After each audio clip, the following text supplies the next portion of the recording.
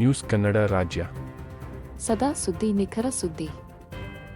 ನಮಸ್ಕಾರ ಪ್ರಿಯ ವೀಕ್ಷಕರೇ, ಈ ದಿನದ ಪ್ರಮುಖ ಸುದ್ದಿ.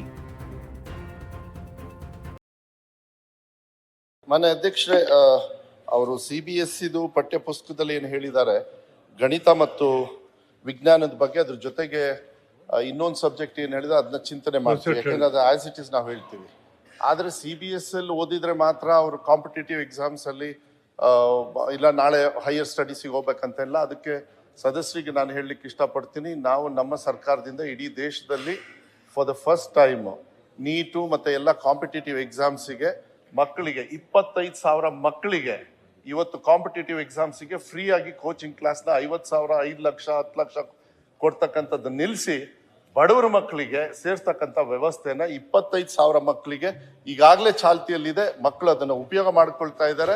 25,000 ಮಕ್ಕಳ ಜೊತೆಗೆ ಮಾನ್ಯ ಅಧ್ಯಕ್ಷ ಅವ್ರಿಗೆ ಹಾರ್ಡ್ವೇರ್ ಎಲ್ಲ ಕೊಡ್ತೀವಿ, ಅಂದ್ರೆ ಪೇಪರು ಇದೆಲ್ಲ ಇರ್ತದೆ, ಅವರಿಗೆಲ್ಲ ಲಾಗಿನ್ಸ್ ಎಲ್ಲ ಇರ್ತದೆ. ಅದು ಅಲ್ಲದೆ ಬೇರೆ ಮಕ್ಕಳು ಕೂಡ, ಇನ್ಕ್ಲೂಡಿಂಗ್ ಗ್ರಾಮೀಣ ಭಾಗದಲ್ಲಿ ಪ್ರೈವೇಟ್ ಸ್ಕೂಲಲ್ಲಿ ಓದೋರು ಕೂಡ ಈ ಸರ್ಕಾರಿ ಶಾಲೆಯಲ್ಲಿ ಬಂದು ಅದನ್ನ ಟಿವಿಯಲ್ಲೋ ಅವ್ರ ಮೊಬೈಲಲ್ಲೋ ಎಲ್ಲೋ ನೋಡಿ ಅದನ್ನ ಅನುಭವ ತಗೊಳ್ತಕ್ಕಂಥ. ಅದಕ್ಕೆ CBSE ಓದಿದ್ರೇನೆ ನಾಳೆ ಡಾಕ್ಟರ್ ಆಗ್ಬೇಕಾಗಿಲ್ಲ, ಇಲ್ಲೂ ಕೂಡ ಓದಿ ಆಗ್ತಕ್ಕಂಥ ಕೆಪಾಸಿಟಿನ ನಮ್ಮ ಸರ್ಕಾರದಿಂದ, ನಮ್ಮ ಇಲಾಖೆಯಿಂದ ಮಕ್ಕಳನ್ನ ನಾವು ರೆಡಿ ಮಾಡಿ. ನ್ಯೂಸ್ ಕನ್ನಡ ರಾಜ್ಯ.